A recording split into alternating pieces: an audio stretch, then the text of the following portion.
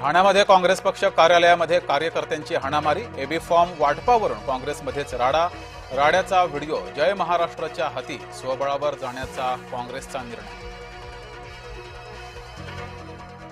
पुण्यामध्ये दोन्ही राष्ट्रवादींची पुन्हा खलबतं, अजित पवार पुन्हा जिजाई निवासस्थानी पोहोचले. पवार गटाचे अंकुश काकडे, विशाल तांबेही पोहोचले. नंदनवनमध्ये महायुतीची बैठक, 5 ते 6 जागांबाबत अधिकची चर्चा. पुण्यामध्ये भाजपाच्या कोअर कमिटीची बैठक, शिवसेनेला नवा प्रस्ताव पाठवण्यासाठी हालचाली.